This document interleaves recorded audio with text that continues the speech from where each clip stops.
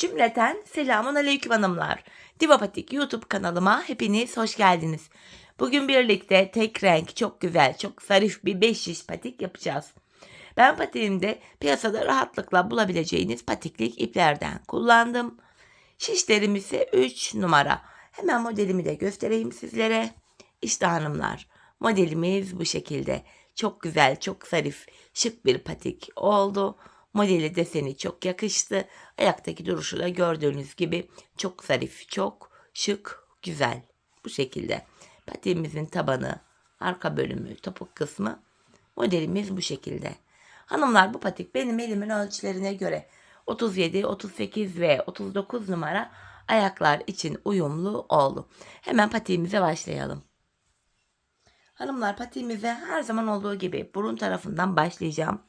12 ilmek olarak 12 ilmeğimizi bu şekilde atacağız. Ben bu başlama tekniğini bütün 5 şiş patik videolarımda detaylı olarak gösterdim. Şimdi sil baştan yeniden anlatıyorum. Sebebi şu: bu videoya ilk defa denk gelecek olan hanımların da kafaları karışmasın diye. Ayrıca kanalımda farklı 5 şiş patik başlama teknikleri de mevcut. Sizler patiğinize dilediğiniz gibi başlayabilirsiniz. Sayalım kaç ilmeğimiz olmuş. 3, 6, 9, 12 ilmeğim olmuş. 12 ilmekten sonra geri dönüyorum. Hanımlar, ilk ilmeğimi örmeden aldım. Bakın şimdi arka yüzdeyiz. İlk sıramızda ilmeklerimizi ters olarak örüyoruz. Bu şekilde ilmeklerimin hepsini sırası ile ters örüyorum. Sonuncu ilmeğimi de ters ördüm. Geri dönüyorum hanımlar, ön yüzdeyiz. Bu aşamada artık düz örgü uygulaması yapacağız. 5 yere geçeceğiz. İlk ilmeğimi örmeden aldım. Şu ikinci ilmeğim.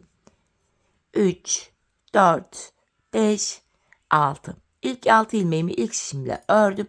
Kalan 6 ilmeğimi de ikinci şişimle öreceğim. 12 ilmeğimi 6'şar 6'şar 2 şişime eşit şekilde paylaştırıyorum. Şimdi hanımlar, hiç geri dönmeden ilk başladığımız yerlerden ilmekler çıkaracağız. 3. şişimize. İlk ilmeğimi hemen şu kenara girerek, bakın şuraya girerek çıkarıyorum. Şu birinci ilmeğim.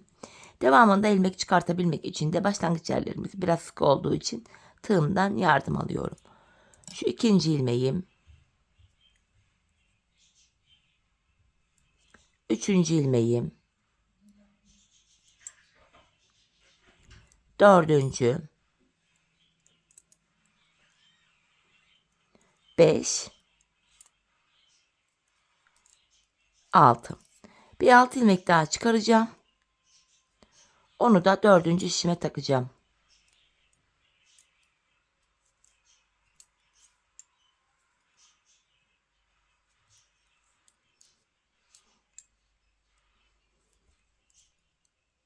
Bakın 4 ilmeğim oldu. Başlangıç yerlerine ilmeğin iki kanadına birden girerek ilmek çıkartıyoruz. Şu 5. ilmeğim, hemen şu son kenara girerek şuraya girerek bir ilmek daha çıkartıyorum. 6. Böylece 4 şişimizde de 6'şar ilmeğimiz oldu. 5. şişimi aldım, örmeye başlayacağız. Hanımlar, bir sıra 4 şişimdeki 6 ilmeğimi de düz olarak öreceğim. 5 şiş patikte bir sıra dediğimiz olay şudur: 4 şişimizdeki ilmeklerimizi de örüp tamamlayınca bir sıra örmüş oluyoruz. İlk şişimi ördüm. Boş olan şişimizle sıradaki şişteki ilmekleri örüyoruz hanımlar. Şimdi de ikinci şişimdeki 6 ilmeğimi örüyorum. İlk başlangıçta böyle şişler karışık gibi görünebilir, fakat ilmek sayıları artmaya başlayınca şişler yerli yerine oturacak. Üçüncü şişime geldim. Şimdi buradaki 6 ilmeğimi de normal düz olarak örüyorum. Dördüncü ve sonuncu şişime geldim. Buradaki 6 ilmeğimi de yine öreceğim. Böylece bir sırayı tamamlamış olacağız. Sonuncu ilmeğimi de yine ördüm. Evet hanımlar, bir sıra ilmeklerimizi ördük. Şimdi artırma zamanı. Artırma işlemini patik burnumuzda bu sağ ve sol kenardan yapıyoruz. Orta kısımlardan artırma yapmıyoruz. İlk şişimdeyim. Kenarımız hemen sağ tarafta, yani burada. İlk 2 ilmeğimi öreceğim. Şu 1, şu 2. Ardından ikinci ilmeğimin altındaki şu ilmeğimin kenarına girdim. Buradan aldığım ilmeğimi de düz örüyorum. Kalan 4 ilmeğim düz örülüyor. Böylece birinci şişimde 7 ilmeğim oldu. İkinci şişime geldim. Kenarımız bakın şu sol tarafta. Son 2 ilmeğim kalana kadar öreceğim. Kenardan artırmamı yapacağım. Bakın sondan ikinci ilmeğimin altındaki şu ilmeğimin kenarına girdim. Buradan aldığım ilmeğimi düz ördüm. Kalan 2 ilmeğim düz örülüyor. Burada da 7 ilmeğim oldu. Üçüncü şişime geldim. Kenarımız hemen başta. İlk 2 ilmeğimi örüyorum. Ardından ikinci ilmeğimin altındaki şu ilmeğimin kenarına girdim. Buradan aldığım ilmeğimi de düz örüyorum. Kalan 4 ilmeğim düz örülüyor. İlk 3 şişimde 7'şer ilmeğim oldu. Dördüncü ve sonuncu şişime geldim. Burada da kenar bakın sol tarafta.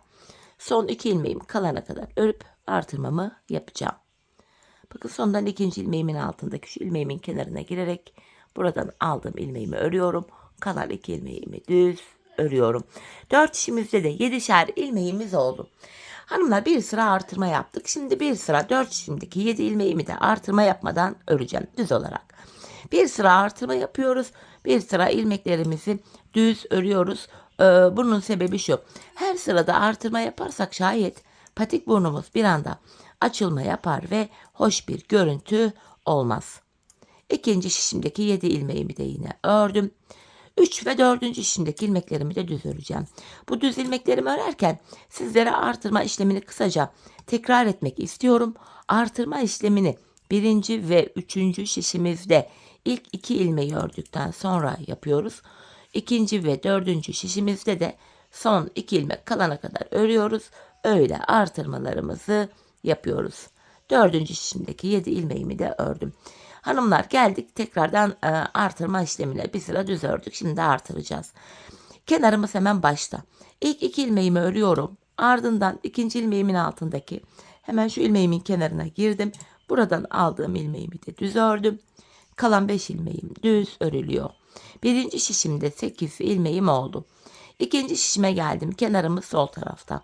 Son 2 ilmeğim kalana kadar öreceğim. Kenardan artırmamı yapacağım. Bakın sondan ikinci ilmeğimin altındaki şu ilmeğimin kenarına giriyorum. Buradan aldığım ilmeğimi düz ördüm. Kalan 2 ilmeğim düz örülüyor. Burada da 8 ilmeğim oldu. Üçüncü şişime geldim. Kenarımız başta. İlk 2 ilmeğimi örüyorum. Ardından ikinci ilmeğimin altındaki şu ilmeğimin kenarına girdim. Buradan aldığım ilmeğimi de düz örüyorum. Tekrar kalan 5 ilmeğim düz örülüyor. İlk 3 şişimde 8'er ilmeğim oldu. 4 şişteki ilmek sayıları da eşit olacak. 4. şişime geldim. Kenar sol tarafta. Son 2 ilmeğim kalana kadar öreceğim. Kenardan artırmamı yapacağım. Bakın sondan ikinci ilmeğimin altındaki şu ilmeğimin kenarına giriyorum ve buradan aldığım ilmeğimi düz ördüm. Kalan 2 ilmeğim düz örülüyor. Böylece 4 şişimizde de 8'er ilmeğimiz oldu. Şimdi hanımlar bir sıra ilmeklerimizi düz öreceğiz. Bir sıra artıracağız. Bir sıra düz öreceğiz, artıracağız derken patik burnumuz bu şekilde oluşacak. Ben bu patiğimde her bir şişimde 14'er ilmeğim olana kadar artırdım. Modelimi kurdum hanımlar. Dileyen 15'er ilmek de yapabilir. 15'er ilmek yaparsanız da modelin nasıl kurulacağını sizlere göstereceğim. Şimdi hep birlikte artırmalarımızı yapalım gelelim. Ardından birlikte model kurulumuna geçeceğiz. Evet hanımlar ben her bir şişimde 14'er ilmeğim olana kadar artırmalarımı yaptım. Geldim artırmadan sonra bir sıra düz örmedim. Her bir şişi 15 ilmek olarak yapanlar da artırmalarını yapanlar da modeli nasıl kuracaklar şimdi anlatacağım. Toplamda hanımlar bu modelimizden 4 tane mevcut. Model aralarında şuralarında ikişer ilmek tersimiz var. En sonda ve en başta burada birer ilmek tersimiz var. 15 ilmek yapanlar en sona ve en başa da birer tane daha ters ilmek örecekler. Bu şekilde model kurulumu sağlanacak. Şimdi öncelikle hanımlar modelimiz 6 sıradan oluşuyor. Modelimizin 1. sırasındayız hanımlar. Modelimizde 1. sıra. İlk ilmeğimi ters örüyorum. 1 ilmek ters. 15'er ilmek yapanlar buraya 2'şer ilmek ters örecekler. Modelimiz 5 ilmek üzerine kuruluyor. 5 ilmek düz öreceğim. 3, 4, 5. Model aralarında artık 2'şer tersimiz var. 2 ilmek ters örüyorum. 5 ilmek düz. 1, 2, 3, 4, 5. 2 tane ters öreceğim. Şu birinci ters ilmeğim. İkinci şişimden devam ediyorum. Buradaki ilk ilmeğimi de ters ördüm. Modelim için 5 ilmek düz örüyorum. 2, 3, 4, 5. Model arası için yine 2 ilmek ters örüyorum. 5 ilmek düz. 4, 5. ilmeğim. Son bir ilmeğimi de ters örüyorum. 15'er ilmek yapanların burada 2 ilmek tersleri oluyor hanımlar. Tek fark bu. Geldik tabanımıza. Hanımlar, patiğimizin tabanında hiçbir işlem yok. İlmeklerimizi patiğimizin taban bölümünde tamamen düz olarak öreceğiz. Bu şekilde.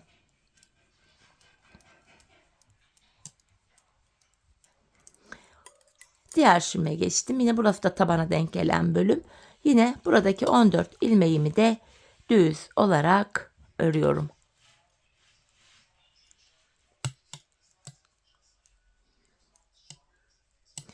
Ön yüzdeyiz hanımlar. Modelimizde ikinci sıradayız.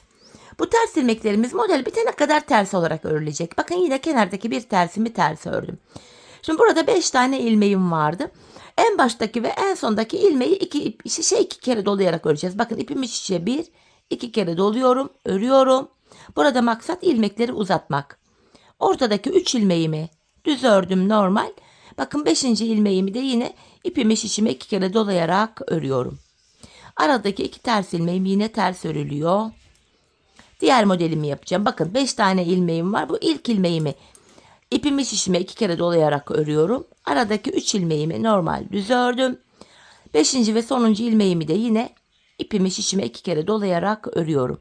Yanında 2 ilmek tersim var. Şu birinci tersim. İkinci şişimden devam ediyorum. Şu da ikinci ters ilmeğim. Bir diğer modelimi kuracağım. Yine ilk ilmeğimi ipimi şişime 2 kere dolayarak örüyorum. Aradaki 3 ilmeğimi düz ördüm. 5. ilmeğimi de yine örerken ipimi şişime 2 kere dolayıp örüyorum. Arada 2 tane tersim var. Tekrardan sonuncu modelimi yapacağım. İlk ilmeğimi ipimi şişime 2 kere dolayarak örüyorum. Yanında 3 ilmek düz ördüm. Tekrardan 5. ilmeğimi örerken yine ipimi şişime 2 kere dolayarak örüyorum. Kenardaki ters ilmeğimi ters ördüm. İkinci sıramızı tamamladık. Geldik patiğimizde taban bölüme. Patiğimizin tabanını yine hanımlar düz olarak örüyorum.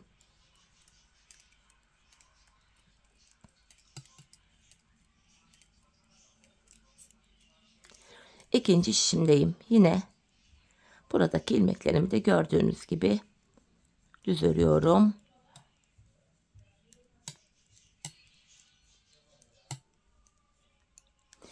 Evet hanımlar, geldik yine ön yüze. Modelimizde de 3. sıramızdayız şimdi. Bu sıramızda hanımlar yine ters ilmeğimi ters ördüm. Bakın burada 5'li ilmeğim vardı. İlkini 2 dolayarak örmüştüm. Bunu açarak şöyle alıyorum. Örmeden sağ şişime aldım. İlk ilmeğimi açtım. Örmeden sağ şişime aldım. Aradaki 3 ilmeğimi örüyorum. Yine 5. ilmeğimi de şöyle açtım. Bakın ilmeğim uzadı. Bunu da örmeden sağ şişime aldım. Aralardaki ikişer tersimiz ters örülüyor. Yine bakın bu ilmeğimi açtım. İlk ilmeğimi örmeden sağ şişime aldım. 3 ilmek düz örüyorum. 5. ilmeğimi de örmeden aldım. Bakın açtım, uzun bir ilmeğim oluştu. Aradaki 2 tersim ters örülüyor. İkinci şişimden devam ediyorum.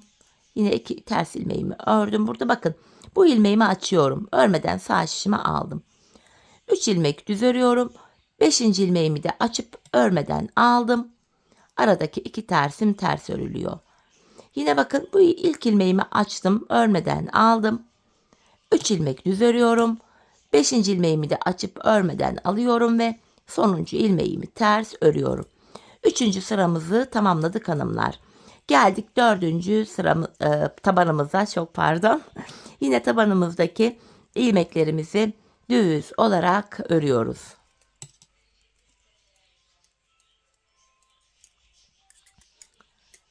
Diğer şişime geçtim. Yine buradaki ilmeklerimi de düz olarak örüyorum.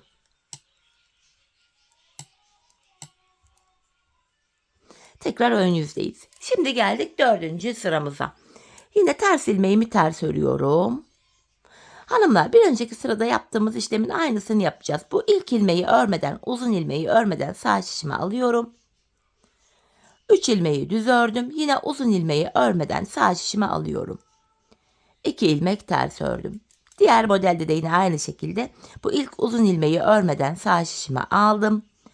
3 ilmek düz örüyorum. 5. ilmeği de yine örmeden sağ şişime aldım.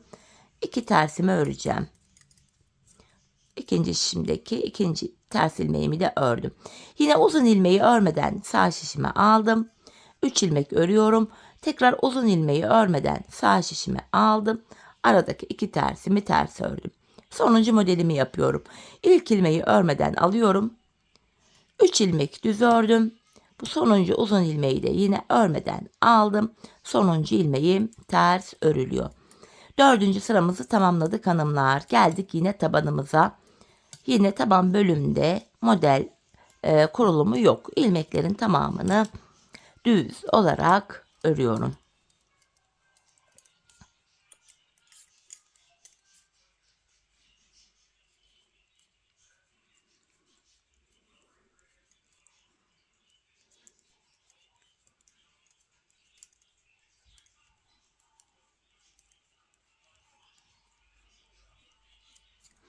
Evet hanımlar, ön yüzdeyiz. 5. sıramızı yapacağız. Yine ters ilmeklerimizi ters örüyoruz. Tekrardan hanımlar, bir önceki sırada yaptığımız işlemin aynısını yapacağız. Uzun ilmeğimi örmeden sağ şişime alıyorum. 3 ilmek düz ördüm. Tekrar uzun ilmeğimi örmeden sağ şişime aldım. Aradaki 2 tersimi ters örüyorum. Yine bakın, uzun ilmeğimi örmeden aldım. Aradaki 3 ilmeği düz örüyorum.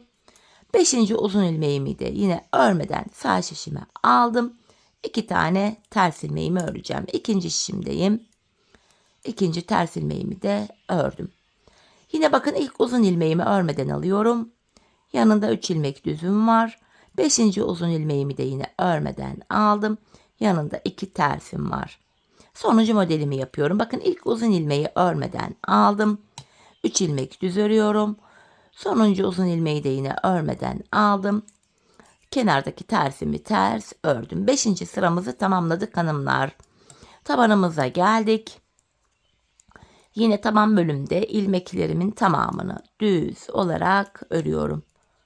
Modelimiz 6 sıradan oluşuyordu. İlk 5 sırasını yaptık. Şimdi sonuncu sıramızda modelimizi şekillendireceğiz artık.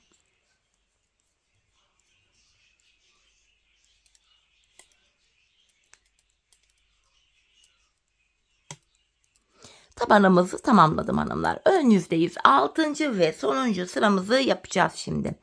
Bu sıramızda yine ters ilmeğimi ters örüyorum. Hanımlar bakın, ilk uzun ilmeğim. Bunu şişimden çıkarttım, burada bıraktım. Bu 3 ilmeğimi şöyle sağ şişimi örmeden alıyorum. Bakın, 5. uzun ilmeğimi de yine bıraktım. Hanımlar, bu aşamada ilk uzun ilmeği şöyle şişime alıyorum. Bakın, sol şişime taktım. Ardından örmeden aldığım 3 ilmeğimi tekrar sol şişime aktarıyorum. Bu 5. uzun ilmeği de aldım. Bakın, 2 uzun ilmek yer değişiyor. 1. ve 5. uzun ilmeğimiz yer değişiyor. Bakın, 5. uzun ilmeği de aldım, en öne taktım şimdi. Sırasıyla şişimdeki 5 ilmeğimi düz öreceğim. Bakın, şu ikinci ilmeğim. 3, 4, 5. Bakın, ilk model kurulumunu burada bu şekilde yaptık hanımlar. Zaten model ördükçe kendini gösterecek. İlk şeklimizi yaptık. En baştaki ve 1. ve 5. uzun ilmeklerimizi yer değiştirerek ördük. Ortadaki 3 düz ilmeğimiz sabit kalıyor. Sadece dediğim gibi 1. ve 5. uzun ilmeği yer değiştirerek örüyoruz. Aradaki 2 ters ilmeğimiz yine ters örülüyor hanımlar. Şu 1. ters ilmeğim. Şu ikinci. Şimdi diğer modelimi yapacağım. Bakın hanımlar, yine ilk uzun ilmeğimi şişimden bıraktım. Bu 3 tane düz ilmeğimi örmeden sağ şişime aldım. 5. uzun ilmeğimi de bıraktım. Şimdi ilk uzun ilmeğimi şöyle sol şişime alıyorum. İlk uzun ilmekten sonra sırasıyla bu 3 ilmeği de yine sol şişime aldım. Ardından bu 5. uzun ilmeğimi, bakın şu uzun ilmeği de alıyorum. En öne şöyle takıyorum. Sırasıyla bu ilmeklerimi düz örüyorum. İlmekleri bu şekilde yer değiştirerek ördük. Şeklimiz böyle. Yanında bir ilmek, 2 ilmek tersim var. 2 tersimizi de öreceğiz. İkinci tersim ikinci şişimdeydi. Bunu da yine örüyorum. 3. modeli de yine yapalım birlikte. Bakın, bu ilk uzun ilmeği bıraktım. Bu 3 tane ilmeği örmeden sağ şişime alıyorum. 5. uzun ilmeği de bıraktım. Ardından ilk uzun ilmeğimi şöyle sol şişime takıyorum. Ardından bu ortadaki 3 ilmeği de sol şişime aktardım. 5. uzun ilmeği de alıyorum. En öne şöyle takıyorum. Sırasıyla bu 5 ilmeğimi düz olarak örüyorum. Bakın bu şekilde. Arada 2 tersimiz var. Sonuncu modeli de yapalım. Bakın ilk uzun ilmeği bıraktım. 3 ilmeği sağ şişime örmeden alıyorum. 5. uzun ilmeği de yine bıraktım. Bu ilk uzun ilmeği hemen sol şişime şöyle alıyorum. Ardından şişimdeki 3 ilmeği sırasıyla sol şişime taktım. 5. ilmeğimi de alıyorum. En öne takıyorum. Ardından bu 5 ilmeğimi sırasıyla düz olarak örüyorum hanımlar. Ve kenardaki bir ters ilmeğim yine ters örülüyor. Bakın hanımlar, modelimizdeki ilk sıramız böyleydi. İlk sıramızı bu şekilde tamamladık. Hani videonun başında da dediğim gibi her 6 sırada bir model kendini tekrar edecek. Şimdi tabanımızdayız yine. Tabanımızdaki ilmeklerimizi düz olarak öreceğiz. Ön yüzde tekrardan 6 sıradan oluşan modelimizin ilk sırasını yapacağız hanımlar. Öncelikle tabanımdaki ilmekleri düz örüyorum. İkinci modeli de birlikte yapacağız. Kafanız karışmasın diye. Ama artık videonun devamında bu taban bölümleri keseceğim. Göstermeyeceğim. Gördüğünüz üzere patiğimizin tabanında yapılacak hiçbir işlem yok. Videoyu gereksiz yere uzatmak ve sizleri de sıkmak istemiyorum çünkü. Tabanımızı ördük. Bakın hanımlar, geldik tekrardan ön yüze. Şöyle ön yüzdeyiz hanımlar.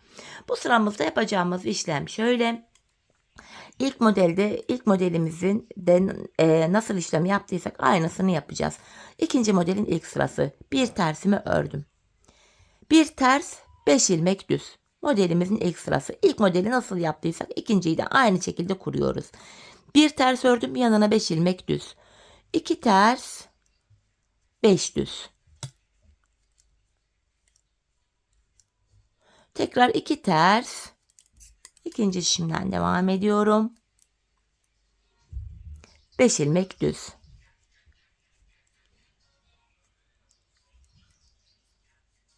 2 ilmek ters. 5 ilmek düz. Ve kenardaki ters ilmeğimi de ters olarak örüyorum. İkinci modelimizin daha doğrusu birinci sırasını yaptık. Şimdi tabanımızı düz olarak örelim gelelim. Evet hanımlar, tabanımızı ördüm geldim. Ön yüzdeyiz. Modelimizde ikinci sıradayız. Yine kenardaki ters ilmeğimi ters örüyorum. Bu sıramızda 5 tane ilmeğim vardı. Birinci ve 5. ilmeğimi ipimi şişime 2 kere dolayarak örüyorum. Bakın ilk ilmeğimi ördüm. Aradaki 3 ilmeğimi düz örüyorum. 5. ilmeğimi örerken yine ipimi şişime 2 kere doluyorum. Maksat ilmekleri uzatmak. Aradaki 2 ters ilmeğim ters örülüyor. Şimdi bir diğer modelimi yapacağım. İlk ilmeğimi örerken ipimi şişime 2 kere doladım. Arada 3 ilmek düzüm var. 5. ilmeğimi örerken de yine ipimi şişime 2 kere doluyorum. Arada 2 tane tersim var. Şu birinci ters ilmeğim. Şu da ikinci. Bir diğer modelimi yapacağım. İlk ilmeğimi örerken ipimi şişime 2 kere doluyorum.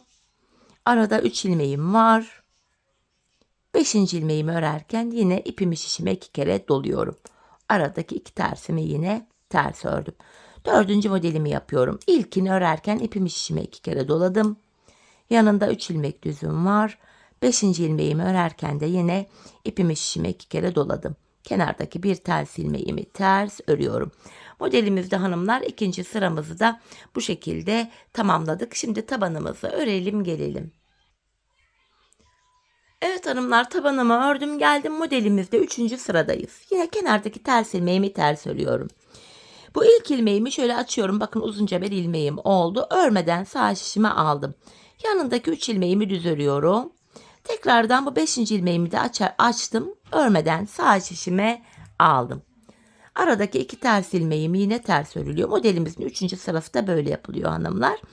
Devam ediyorum. Yine bakın ilk ilmeğimi açarak aldım sağ şişime. Yanındaki 3 ilmeğimi düz örüyorum. 5. ilmeğimi de yine açarak örmeden sağ şişime aldım. Arada 2 ters ilmeğim var. Ters olarak örülüyor. 3. modelimdeyim. İlkini örmeden sağ şişime aldım. Yanına 3 ilmek düz örüyorum. Ve 5. ilmeğimi de örmeden sağ şişime aldım. Yanında 2 tane tersim var. Dördüncü modelimdeyim. İlkini örmeden sağ şişime aldım. 3 ilmek düz örüyorum. 5. ilmeğimi de örmeden sağ şişime aldım. Yanındaki ters ilmeğimi ters örüyorum. Tabanımızı örelim gelelim. Evet hanımlar, yeniden ön yüzdeyim ve modelimizde 4. sıradayız. Bu sıramızda yine ters ilmeğimi ters ördüm. Bakın ilk uzun ilmeğimi örmeden alıyorum. Aradaki 3 ilmeğimi düz ördüm. 5. uzun ilmeğimi de örmeden aldım. Aralardaki 2 ters ilmeğimiz ters örülüyor. Yine bakın ilk uzun ilmeğimi örmeden aldım. 3 ilmek düz örüyorum. 5. uzun ilmeğimi de örmeden aldım. Aradaki 2 ters ilmeğim ters örülüyor. Yine bir 3. modelimdeyim. İlk ilmeği örmeden alıyorum uzun ilmeği. 3 ilmek düz ördüm. 5. uzun ilmeği de yine örmeden aldım. Yanında 2 tersim var. Sonuncu modelimdeyim. İlk uzun ilmeği örmeden aldım. 3 ilmek düzüm var. 5. ilmeği de örmeden aldım. Sonuncu ilmeğimi ters örüyorum. 4. sıramız da böyleydi. Tabanımızı örelim gelelim. Evet hanımlar, tabanımızı ördüm geldim. Şimdi de modelde 5. sıradayız. 5. sıramızda hanımlar yapacağımız işlem şu: bir önceki sırada yapmış olduğumuz işlemin aynısını yapacağız. Ters ilmeğimi ters örüyorum. Uzun ilmeğimi örmeden aldım. Aradaki 3 ilmeğimi düz örüyorum. 5. uzun ilmeği de örmeden aldım. Arada 2 tersim var.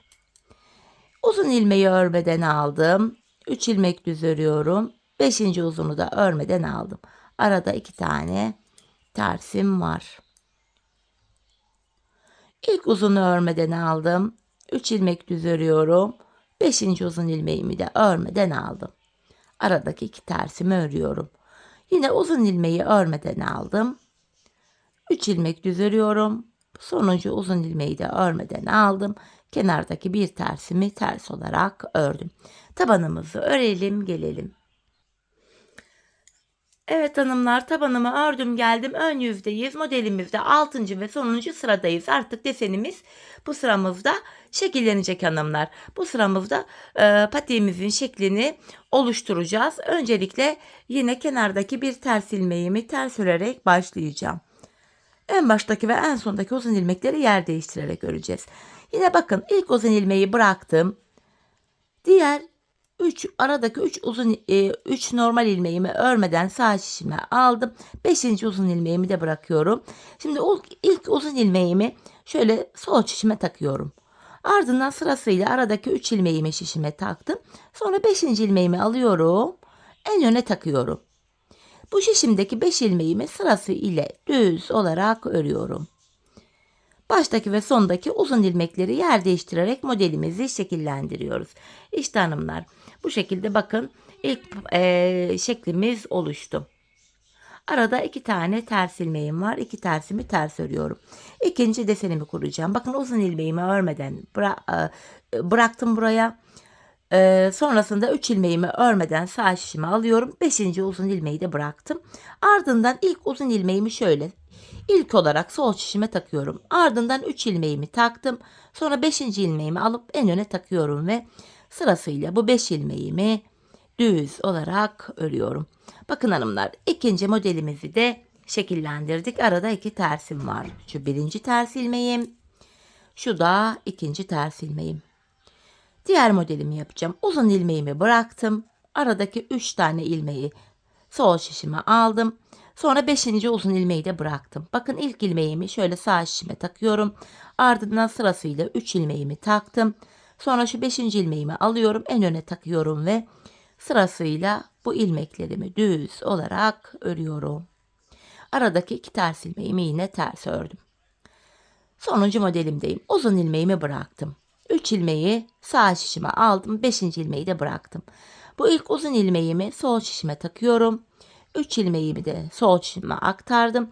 Bu ilk ilmeğimi, 5. ilmeğimi hanımlar ilk olarak şöyle 5. ilmeğimi alıyorum. En öne şöyle takıyorum ve sırasıyla bu ilmeklerimi örüyorum.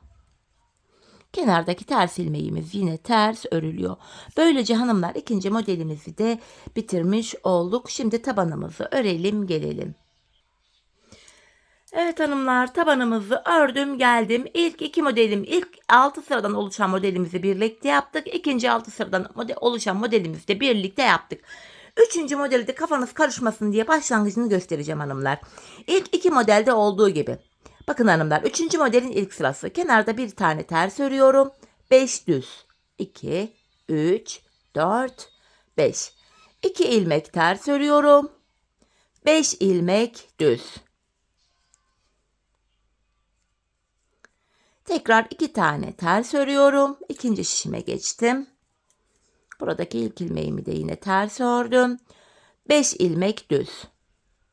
Üçüncü modelimizin birinci sırası. İlk iki modeli nasıl yaptıysak üçüncü modeli de aynı şekilde kuruyoruz. Tekrardan son modelim için 5 ilmek düz örüyorum ve son kenar ilmeğimi ters olarak ördüm. Gördüğünüz gibi üçüncü modeli de başlattık. Hanımlar, modelimiz bu şekilde her 6 sırada bir kendini tekrar ediyor. Bu aşamada kafanız karışacak olursa ilk modelin ya da ikinci modelin birinci, ikinci, üçüncü, dördüncü, beşinci ve altıncı sıralarını takip ederek diğer modelleri de rahatlıkla yapabilirsiniz. Modelimiz gayet kolay. Hanımlar, ben bu patiğimin ön bölümüne toplamda şu çarpıları sayacak olursak bakın şu.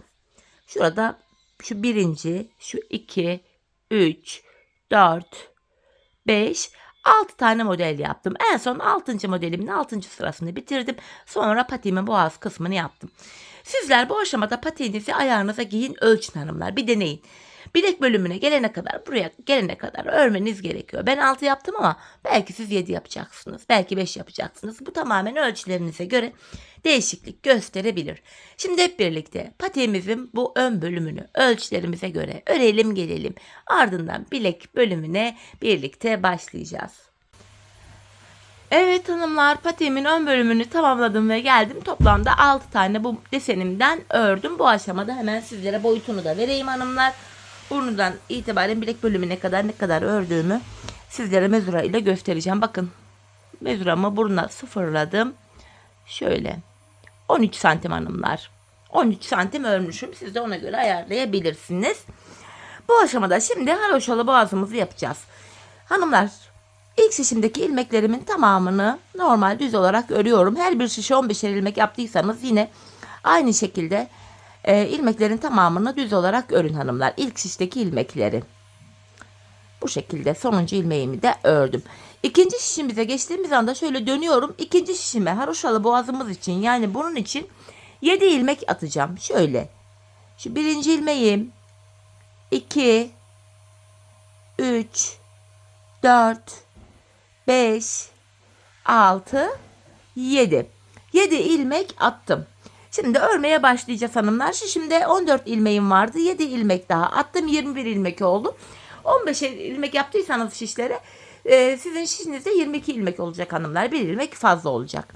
Bu aşamada ilk ilmeğimi örmeden alıyorum. Haroşalı boğazımızı yapacağız. Ben haroşa örgüyü örgümün hem arka yüzünde düz örgü örerek elde ediyorum. Sizler örgünüzün her iki tarafında ters örgü örerek de haroşalarınızı yapabilirsiniz. İlk ilmeğimi örmeden aldım. Şu ikinci ilmeğimi ördüm. 3 haroşa olarak örüyorum hanımlar buraları. Şu dördüncü ilmeğim. Şu beşinci. Şu 6. 7 ilmek atmıştım. İlk altısını normal haroşa olarak ördüm. 7. ilmeği örerken şişimden de bir ilmek alıyorum. İkisini keserek örüyorum. Kesimden sonra geri dönüyoruz hanımlar. İpim benden tarafta, ilk ilmeğimi örmeden alıyorum. Kalan 6 ilmeğimi normal düz olarak, yani haroşa olarak örüyorum. Sonuncu ilmeğimi de ördüm. Şimdi geri dönüyorum. Tekrardan ön yüzdeyiz. Kenar ilmeğimi örmeden aldım. Ön yüzde kesimler yapıyoruz hanımlar. İkinci ilmeğimi örüyorum. 3, 4, 5, 6 ilmeğimi ördüm. 7. ilmeği örerken şişimden de bir ilmek alıyorum. İkisini keserek örüyorum. Biz bu kesme işlemine hanımlar şişimizde 14 ilmek kalana kadar devam edeceğiz. Sizlerin şişinde eğer 15'er ilmek varsa şişte 15 ilmek kalana kadar bu kesimlere devam edeceksiniz. Kesimden sonra geri döndüm. Yine ipim benden tarafta, ilk ilmeği örmeden alıyorum. Kalan 6 ilmeğimi haroşa olarak örüyorum. Tekrar geri döndüm hanımlar. Yine ilk ilmeğimi örmeden aldım. Şu ikinci ilmeğim. 3, 4, 5, 6 ilmeğimi ördüm. 7. ilmeği örerken şişimden de ilmek alıyorum. İkisini keserek örüyorum. Kesimden sonra tekrar geri döndüm. İpim benden tarafta, ilk ilmeğimi örmeden alıyorum. Kalan 6 ilmeğimi haroşa olarak örüyorum. Tekrar geri döndük. Ön yüzde kesimlere devam ediyoruz hanımlar. Kenar ilmeğimi aldım. İkinci ilmeğim 3, 4, 5, 6 ilmek ördüm. 7.'yi örerken şişimden de ilmek alıyorum. İkisini keserek örüyorum. Bakalım kaç ilmek kalmış? Burada 7 ilmek vardı. 2, 4, 6, 8, 10 ilmek de burada. 17 ilmeğimiz var. Burada hanımlar dediğim gibi benim şişlerimde 14'er ilmeğim vardı. Burada toplamda bakın şuradaki ilmek sayısı toplam 14 olana kadar kesimlerimi yapacağım. Şişinde 15'er ilmek olanlar da burada 15 ilmek olana kadar bu kesimleri aynı şekilde devam etsinler hanımlar. Ardından buluşalım. Diğer taraftaki haroşalı kesimimizi de birlikte yapacağız. Evet hanımlar, bakın kesimlerimi yaptım. Burada 7 ilmeğimiz vardı. 7 ilmek de bu sol şişimizde kaldı. 14 ilmek. Şimdi 14 ilmeğimiz kaldığına göre kesimimizi en son yaptık. Artık geri dönmeyeceğim. Devamında gelen diğer ilmeklerimi de bakın ön yüzdeyim düz olarak öreceğim. Hanımlar, patiğimizin arka bölümünde ön yüzde düz örgü, arka yüzde de ters örgü uygulaması yapıyoruz. Sadece haroşalarımızı, kenarlardaki haroşalarımızı haroşa olarak örüyoruz hanımlar. Tabanımıza geldim. Yine tabandaki ilmeklerimi de normal düz olarak örüyorum. Tabanımdaki diğer şişmeye geldim. Yine buradaki 14 ilmeğimi de düz öreceğim. Birazdan sağ taraftaki haroşalı boğazımızı da yapacağız birlikte. Öncelikle tabanımızı örmemiz gerekiyor. Evet, tabanımı ördüm. Son şişime geldim. Burada da hanımlar bakın ön yüzdeyiz. Buradaki ilmeklerimi de sıra sonuna kadar düz olarak örüyorum.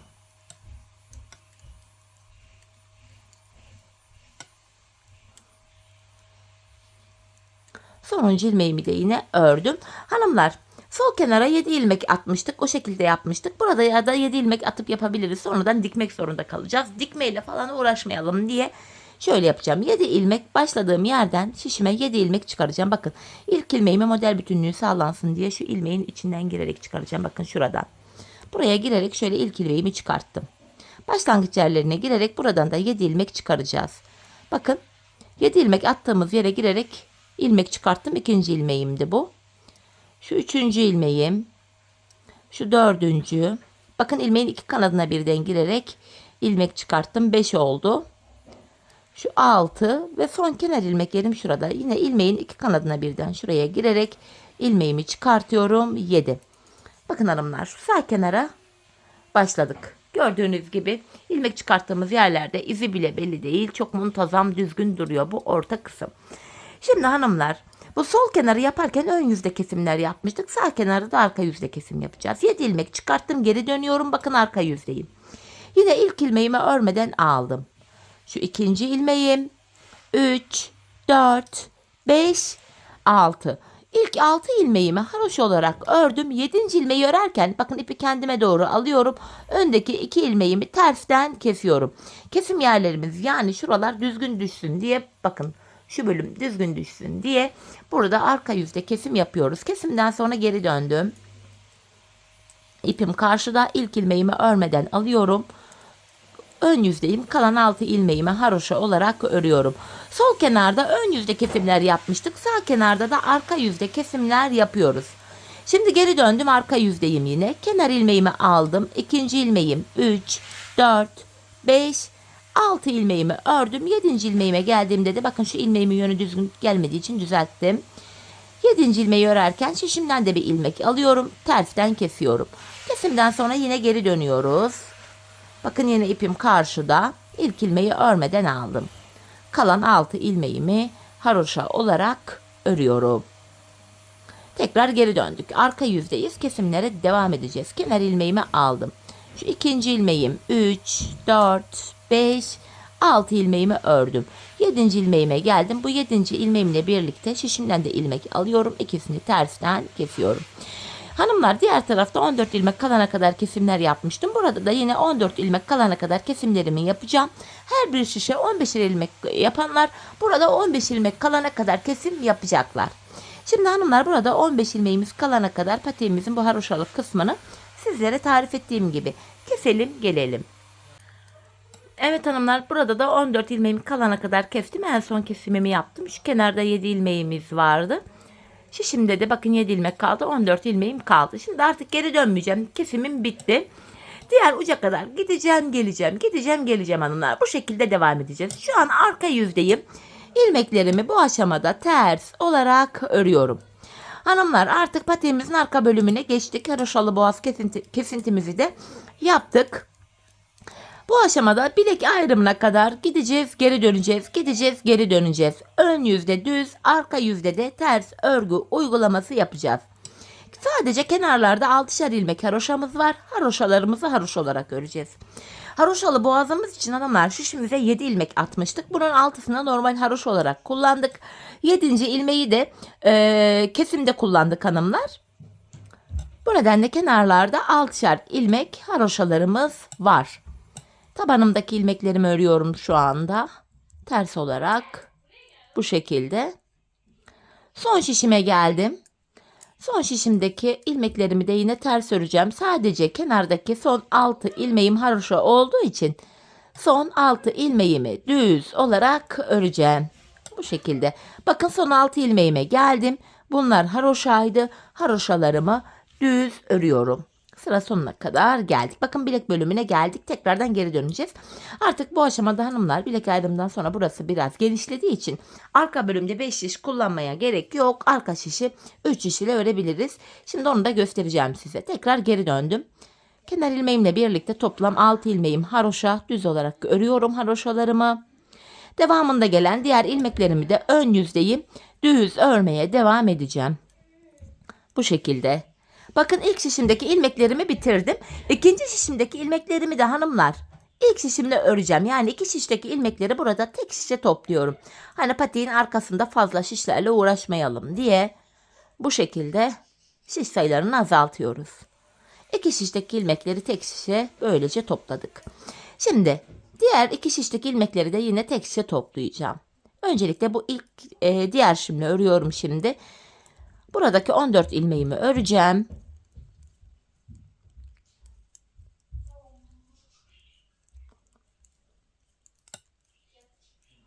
Şimdi diğer şişteki 14 ilmeği de aynı şişim ile örmeye devam edeceğim.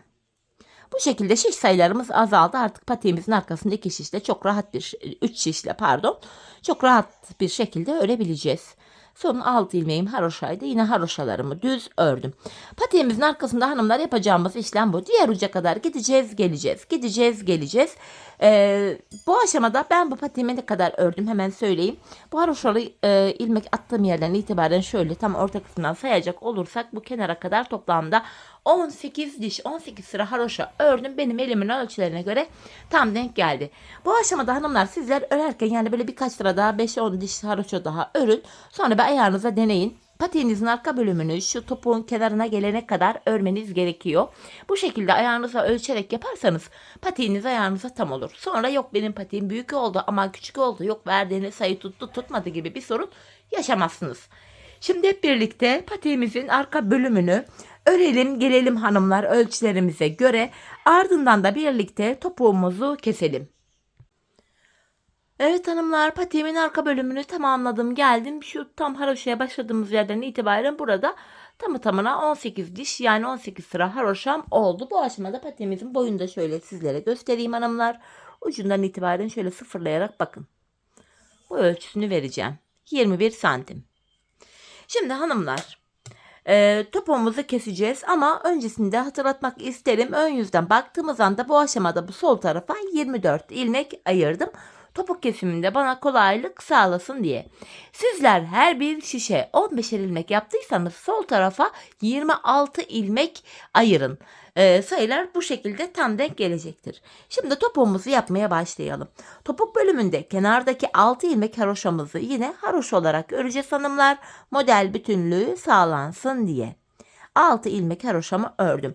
Ardından ön yüzdeyim. İlmeklerimi düz olarak ve sayarak örmeye devam edeceğim. 6 haroşamı örmüştüm. 7, 8, 9, 10, 11, 12, 13, 14, 15, 16, 17, 18, 19, 20, 21, 22, 23. İlk 23 ilmeğimi ördüm. 24. ilmeği örerken şu öndeki iki ilmeğin ikisini birlikte keserek örüyorum.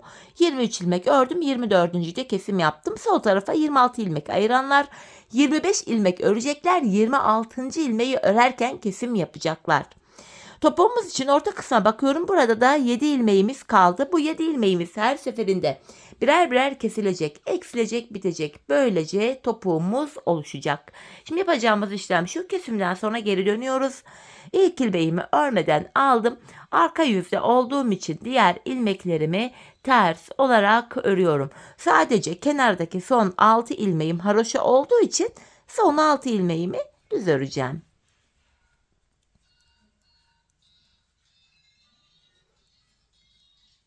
Bakın son 6 ilmeğime geldim. Buraları düz olarak örüyorum. Şimdi geri döndük, ön yüzdeyiz. Bir önceki sırada yaptığımız işlemin aynısını yapacağım. Yani ilk 23 ilmek öreceğim. 24. de kesim yapacağım. Sol tarafa 26 ilmek ayıranlar 25 örecekler. 26. da kesimlerini yapacaklar. 6 haroşamı ördüm. Sayarak gidiyorum. 7, 8, 9, 10. 11, 12, 13, 14, 15, 16, 17, 18, 19, 20, 21, 22, 23 ilmeğimi ördüm. 24. de öndeki iki ilmeğin ikisini birlikte keserek ördüm. İkinci kesimimizi yaptık. Bir önceki sırada bu arada 7 ilmeğimiz vardı. Şimdi bir ilmek eksildi. 6 ilmek kaldı. Yapacağımız işlem şu. Kesim yaptık. Geri döneceğiz. Arka yüzde ilmekleri öreceğiz. Ön yüzde tekrar ilk 23 öreceğiz. 24'te kesim yapacağız. Biz bu kesme işlemine şu arada kalan 6 ilmeğimiz bitene kadar devam edeceğiz. Topuğumuz oluşacak bu şekilde. Şimdi hep birlikte patiğimizin topuğunu sizlere tarif ettiğim gibi örelim ve gelelim. Evet hanımlar, patiğimin topuğunu ördüm. Geldim, ilk başta sol tarafa 24 ilmek ayırmıştım. Kesimden sonra sağ şişimde de 24 ilmeğim kaldı. Sol tarafa 26 ilmek ayıranların da kesimlerden sonra sağ şişlerinde 26 ilmek kalacak. Yani her iki şişteki ilmek sayısı birbirine eşit. Bu aşamada patiğimin düz tarafı içeride, ters tarafı da dışarıda olacak şekilde şöyle ikiye katladım. Hanımlar, ben tığ ile kolay kesim yapabildiğim için elime tığımı aldım. İlk kesimim şöyle. Benden taraftaki şişten bir ilmek, ikinci şişten de bir ilmek alıyorum. İkisini birlikte topladım. Diğer kesimlerim de şöyle. Benden taraftaki şişten bir ilmek, ikinci şişten de bir ilmek alıyorum. İkinci ilmeği ilkinin içinden geçirip tığımdaki ilmekleri topluyorum. Benden taraftaki şişten bir ilmek, ikinciden de bir ilmek aldım. İkinci ilmeği ilkinin içinden geçirip tığımdaki ilmeklerimi topluyorum. Karşılıklı olarak şişlerimizden birer tane ilmek alıyoruz ve ikinci şişten aldığımız ilmeği ilk şişten aldığımız ilmeğin içinden geçiriyoruz hanımlar. Ardından tığımızdaki ilmeklerimizi topluyoruz. Her iki patiğimizin topuk kesim yönü de aynı tarafta oluyor. Her iki patik de aynı şekilde kesiliyor hanımlar. Sağ patiğinki sağ tarafta, sol patiğinki sol tarafta gibi bir şey yok. Her ikisi de aynı yapılıyor. Bu şekilde. Kalan ilmeklerimizi de aynı şekilde keselim gelelim. Evet hanımlar, ilmeklerimi kestim. Son birer ilmeğim kaldı. Bu aşamada önce benden taraftaki ilmeğimi, sonra ikinci şişimdeki ilmeğimi tığıma aldım. Tığımda 3 ilmeğim var. Üçünü birden topluyorum. Ardından buraya 2 tane sıkı bir zincir çektim. İpimi kesiyorum. Topuğumuzu bitirdik hanımlar. Şimdi ipimizi gizleyelim. Şöyle düğümleyerek sıkıca gizleyeceğim arkaya. İlmek aralarından geçirerek. Sonra topuğumuza bakalım. Şöyle güzelce gizledim. Bakalım topuğumuza. İşte hanımlar, topuğumuz şu şekilde. Ayağı giyince şöyle duruyor. İzi bile belli değil. Çok temiz, çok güzel, hoş bir görüntüsü var. Patiğimizi bitirdik. Bir de manken ayağımızda görelim hanımlar patiğimizi. Hemen ayağıma giydireyim. Böyle tek renk, şık, zarif, sade model seven hanımlar için de çok iyi bir fikir oldu diye düşünüyorum. Modeli de kolay, üstelik gösterişli, çeyizlere de çok yakışacaktır. Güzelce Manken ayağıma da giydirdim patiğimizi. Şöyle. Evet hanımlar. Birlikte ördüğümüz patiğimizin ayaktaki duruşu. Bu şekilde. Tabanımız, patiğimizin kenarları. Şu topuk kısmı bu şekilde yine gördüğünüz gibi. Evet hanımlar, yine birlikte güzel bir modelin daha sonuna geldik. Umarım sizlere faydalı, hoş bir video olmuştur. Yeni modellerde, yeni videolarda buluşmak dileğiyle. Şimdilik hoşça kalın, sağlıcakla kalın.